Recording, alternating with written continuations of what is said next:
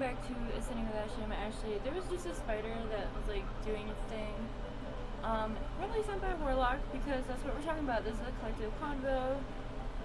I don't know where it is. It's over. I don't know. They have so many legs. They move so fast. That's why I don't like them. But anyway, if I scream in a little while, you will know why. I'm gonna go ahead and get this done. I was hoping to do a decolonizing consumerism tonight as well. We'll see. I really don't like spiders, but anyway, it has 8 legs. Okay. Alright, so I got this download this afternoon to talk about Warlocks, and some of the things that they do, and I have had experience defending I'm sorry, I'm very uncomfortable in my chair right now. Defending myself from Warlocks, in, 2 relationships in particular, the man I married, baby daddy. I don't know if he was a warlock or if there was a warlock in his energy or if it was just an entity. But there was some sort of warlockness going on in that relationship. And then last year I had the unfortunate experience to I had 2 warlocks in my energy at the same time last summer, and it was so overwhelming. It was very intense. So last summer it was really really bad. I suffered from a lot of bad things, and on my spiritual journey I've recognized that when negative things are happening to me, it's because someone outside of me or close to me that shouldn't be there, for the most part.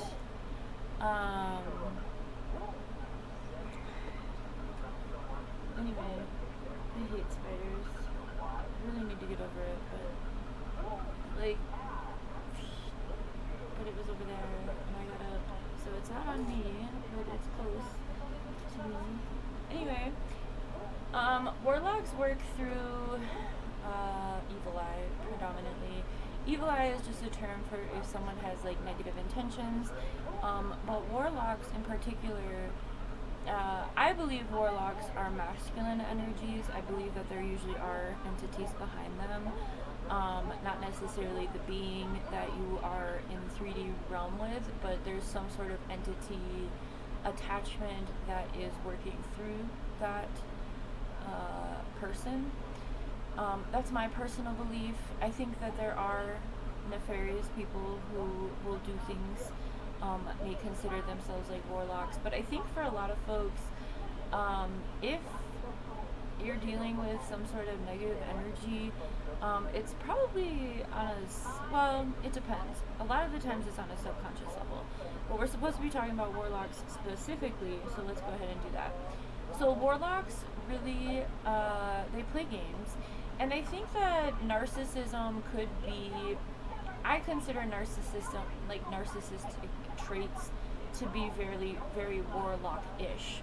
But warlock energy is on a whole different spiritual level, whereas narcissists really thrive on the 3D.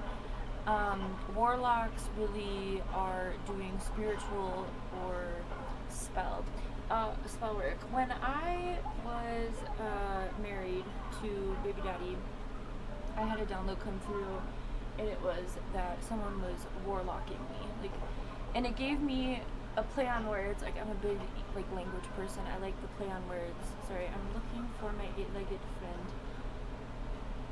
And the play on words is warlock, right? So you're stuck in a space of war. I've always said that the antidote to war, much like the antidote to evil, is the opposite, right? Evil is the word live spelled backwards. War is the word raw spelled backwards. So when we're able to get to this raw space within ourselves, right? When we're able to integrate our shadow, when we're able to look at and accept ourselves fully by integrating our inner child, our shadow, our past, present, and what we want for the future. When we get to that space of rawness, we're able to overcome whatever spiritual warfare we may be going through or experiencing or people are putting on us, right? So it takes a lot of practice. I always say when I first got into my spiritual work and when I started to really recognize myself as magical, I wouldn't necessarily say witch, but I did have to protect myself using witchcraft because of the attacks being so intense. And this was back in 2018, after the whole mental health trafficking situation, or maybe it was 2017. I think it was 2017. Yeah, because 2018 was more of stepping into my divine feminine energy, which a lot of people have like a linear understanding of like witch or warlock, divine feminine and masculine, karmic masculine, feminine. A lot of people have like a linear understanding of that. I don't really. We are constantly presented with decisions and choices, and how we choose every single one of those impacts what frequency we're on, what like vibration we're on, what energy we allow in our lives, and what energy and foundation we're working from. Every single step of your spiritual journey is valid, and it's not linear, because you could make a choice to go back to things that you've already graduated from. You have free will. You can do whatever the fuck you want, right? So anyway, warlock, and how we release ourselves from that is accepting our rawness. Because the thing about it is when we have acknowledgement and acceptance of our own wrongdoings, then nothing that any demonic entity or person trying to get control over us is going to be able to have power over us, because we've already accepted that part about us, right? We already know that that's something that we're struggling with, or that we've struggled with, and it's not, we don't allow other people to project their shame onto us at that point. We've accepted our wrong. We are no longer at war with ourselves. Therefore, people who put war over us, right, or who want you in a constant state of conflict, they have no power over you. Once you get to a point of understanding yourself fully, nobody's opinions of you, you're the only one that knows what you've been through. You're the only one that knows your complete story. So whatever other people want to project onto you or say about you or think about you doesn't mean it's a reality, right? Just because people are talking shit doesn't mean it's affecting you, right? Like, energy is energy. So when you're working with warlocks, so what happened last summer, I had two masculine energies in my energy, and there was one night I was getting in the shower, and I specifically remember being in the bathroom, and like they were trying to take away my mindfulness. And what I mean by they were in my energy is that there were two energies that I had given permission to be in my energy. And I think, they were friends or whatever, we were chatting, and it was nothing romantic, but it was friendship, right? But they tried to have power over me. And I've had this experience with men a lot, because I don't know why, because men project onto me a lot. Men feel really emasculated in my presence. I love that about me. Anyway, so these two, there was one night I was getting in the shower, and I could hear, this is gonna sound schizophrenic to people, because I think that's what people understand. And so I just want to preface this by saying I'm a psychic medium, and when other people are in my energy, I pick up on their energy. It depends on our connection, but for the most part, if I'm talking to someone on a daily or close to daily basis, I can pick up on their energy, I can pick up on their thoughts, I can pick up on their conversations. I'm tapped in like crazy. So anyway, I think also feminine energies have that ability more intuitively, innately, because of our wombs, because of our connection to the spirit realm, in order to create life. And so having masculine energy in my field, as a feminine energy that has found balance between my masculine and feminine energy, it was so overwhelming. And I just told them, like, telepathically, I'm like, y'all are gonna have to, like, figure this out yourselves. Like, I'm dipping. Like, I'm calling my energy back from you, because both of them were trying to, like, tie these knots in my thinking and in my but it was a mental attack. It was a mental spiritual. Well, one of them took, well, no, I guess both of them took it. There were like different fronts for both of them. So what it looks like when a warlock is in your life, and again, I think that there's a lot of overlap between narcissism and warlocks, but I think, I mean, it's all about harvesting energy, okay? Now, warlocks, I think, have a reputation for wanting to destiny swap, especially with feminine energies, and a lot of warlocks use sexual intercourse. I don't know why I said it like that. A lot of warlocks use sex to get access to women's sacral chakras. I'm celibate. I don't have sex. I haven't had sex since I was pregnant, and I don't think I'm going to have sex with a masculine. I don't see that anywhere in my future. I don't know. I don't see that happening.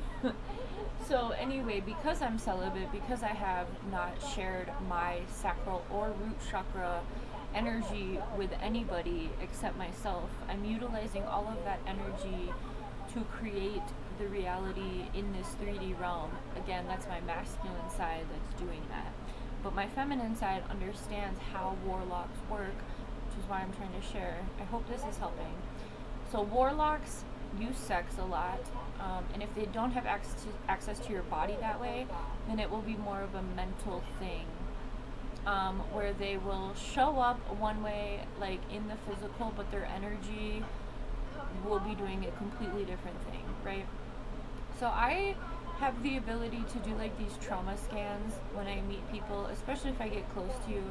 I can usually pick up on trauma that you've gone through, and I understand people. It's part of my healing gifts. I understand why people act the way they do. So both of these masculine energies I had a lot of compassion for, because of their life circumstances. And, you know, in the past that's gotten me into a lot of trouble, but my marriage taught me a lot, right? Because he was the same thing.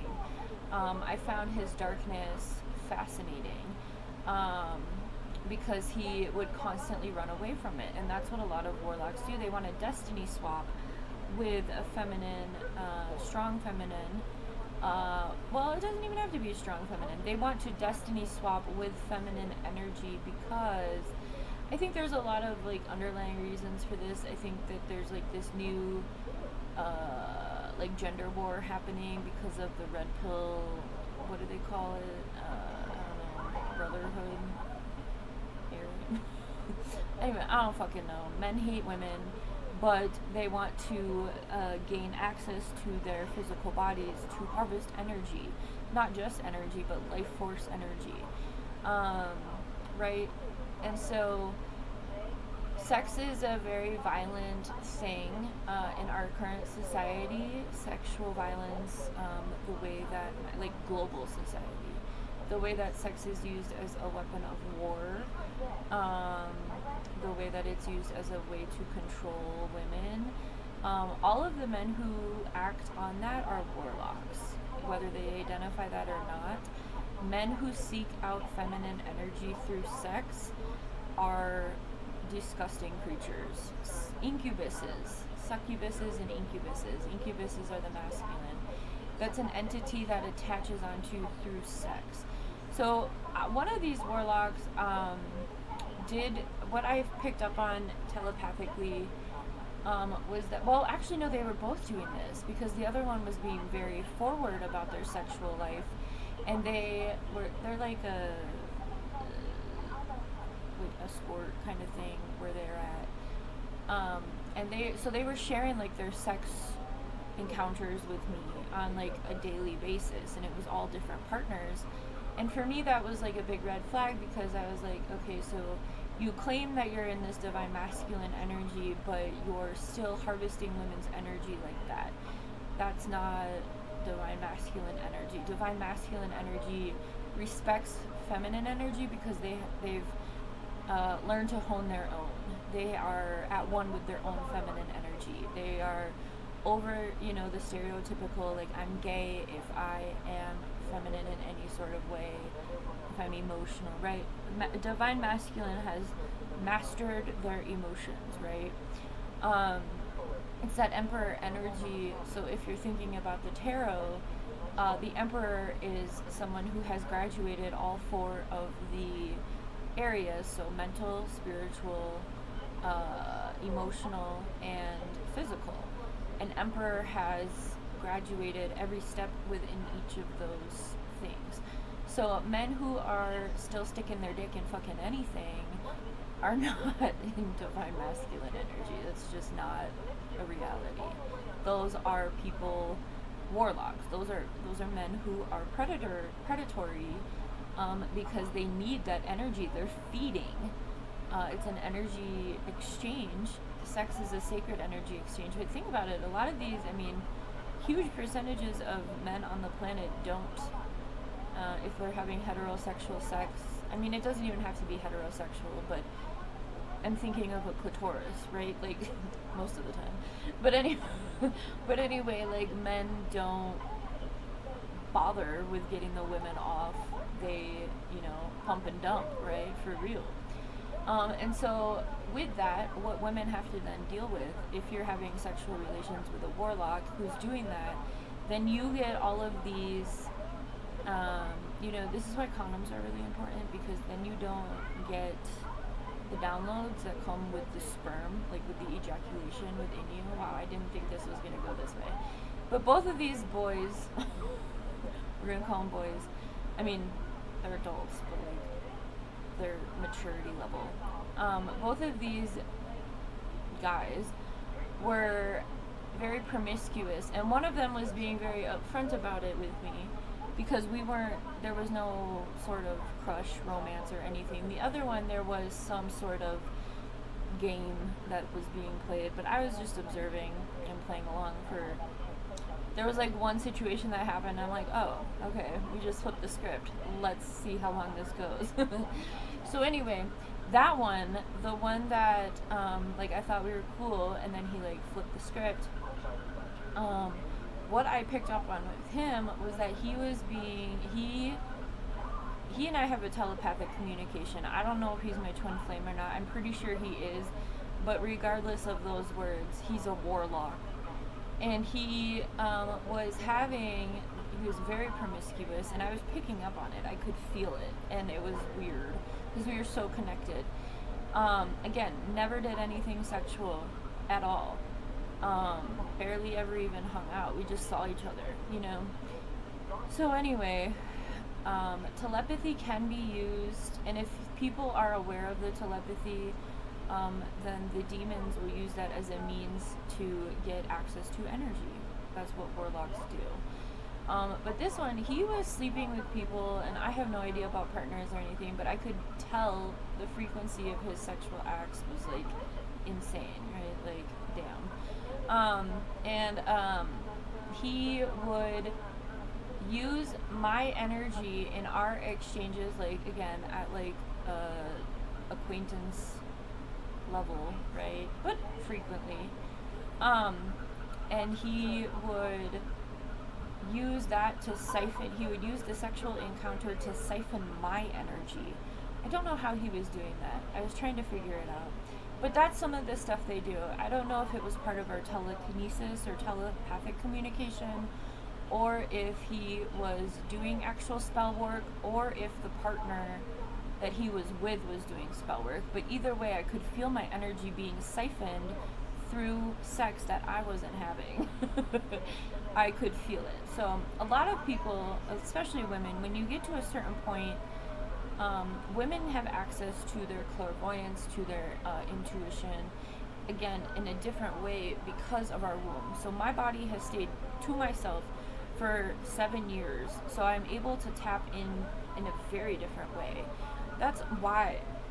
And after this video, I'm going to do a decolonizing consumer video, and the topic is beware of marketing. And sex is one of the things that sells, right? So I'm doing these two back to back because I think that there's a lot of overlap. So the Warlock situation is really, I'm talking about, is really I feel like I need to spell that. I-S space R-E-A-L-L-Y. Is really, where was I going before I got distracted by the damn spelling bee? I'm seeing a spelling bee right now. Oh, The Perfect Man. That's funny. I was watching The Perfect Man yesterday, and the little one, the younger girl, is in the spelling bee. Oh, I was also watching John Tucker Must Die. So both of those movies have mothers who are in a lot of unstable relationships and move a lot. And that's something else that maybe that's why this is bringing up. But they both have spelling bee scenes as well. So anyway, I don't remember where I was going before that happened.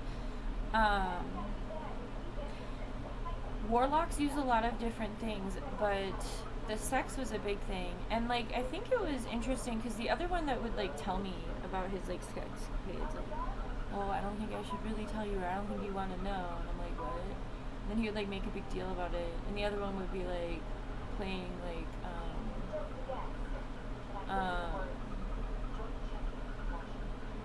innocent, but like was not, right?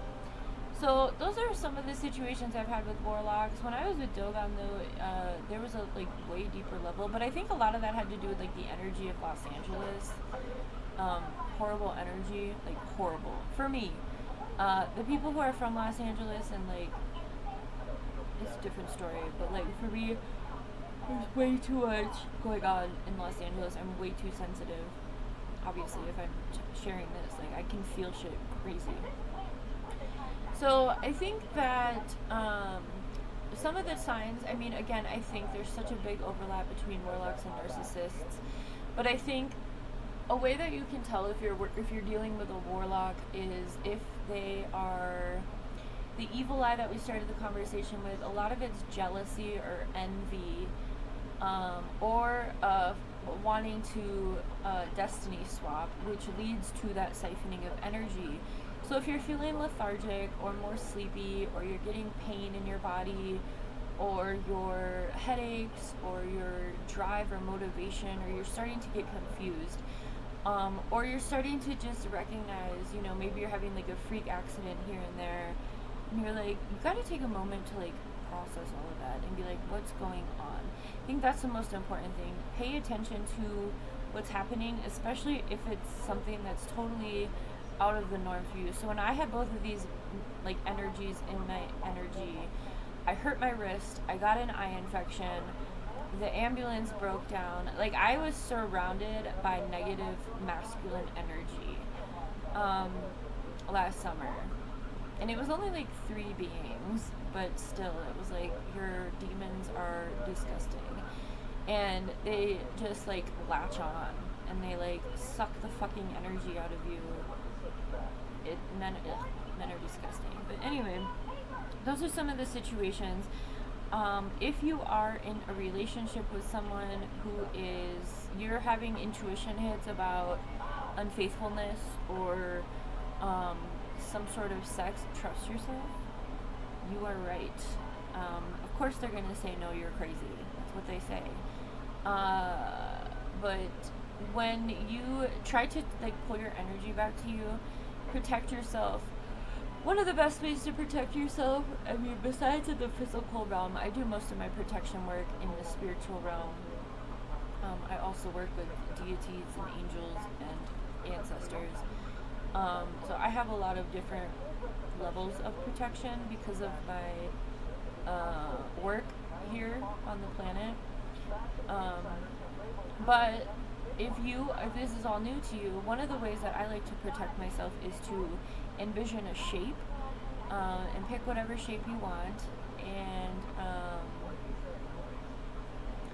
then like picture your shape, and then like make it bigger. And if you need to draw it or have it on your computer or whatever, totally cool. Do whatever you need to do, but be able to envision it, and then make it bigger, and then like wrap it around you like a slinky. And then once you get more acquainted with that, I wouldn't tell anyone your shape. Don't tell anyone your shape. And once you get more acquainted with that practice, then you can start to like expand it to include like your house, right? So I've gotten to a point where I can expand mine, and then I can project it anywhere I want. So like I project it onto the land. You know. That's the best way to protect yourself. Also, reach out to whatever it is you believe in and ask for protection. Again, whoever that is for you. A lot of people call it God. Some people call it Allah. You know, whatever it is for you, whatever it is you believe in, even if it's just your higher self, or you know, a passed on grandmother or grandfather or family member, pet even, reach out. You know, ask them to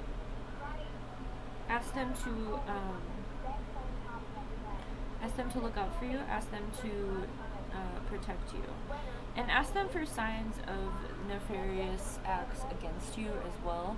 Because again, a lot of the times warlocks will gaslight you, which is incredibly common for our society as a whole, but also narcissists. I've been gaslit to hell and back like so many times in my life.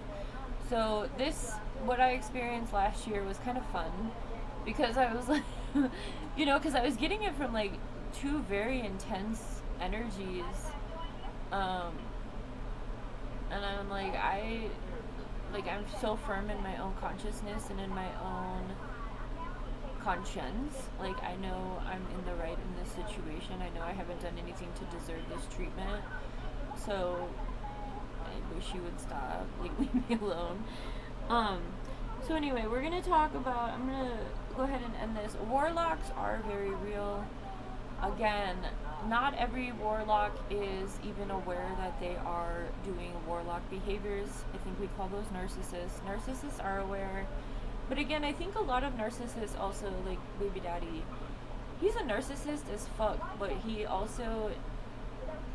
works from a space of pain, ultimately, which, you know, I think a lot of people start out that way, but eventually, because of the pain and it's like a quick fix, it's like an addiction hit, right? Like, when there's some sort of energy tug of war and they win, I think warlocks are addicted to trying to control other people's energy.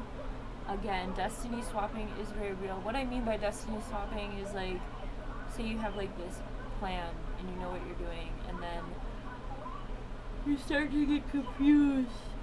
Like, you allow someone new into your life and you start to get confused, and you start to, you know, have challenges, or things just don't feel like they're aligning anymore. Pull your energy back from that new energy source that just entered your life and see how things feel only after like a couple days.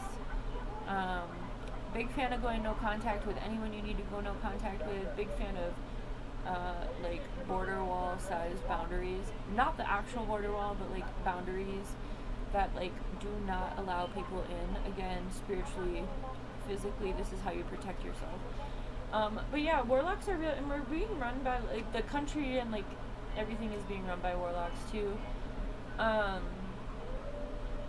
You know, so that's why I'm going to talk about marketing, because the way that we're marketed to is very destiny swapping, right? Like, they're trying to sell us a dream in hopes that we buy it and keep funding them, right? So we'll go ahead and talk about that next. I'm going to end this one. Thanks for listening. It feels good to share this, because, like I said, it was, like, really intense, and there was just one night where I'm like, this is between you two. Like, I let the entities, like, battle it out, and I'm like, I removed myself from both of their energies.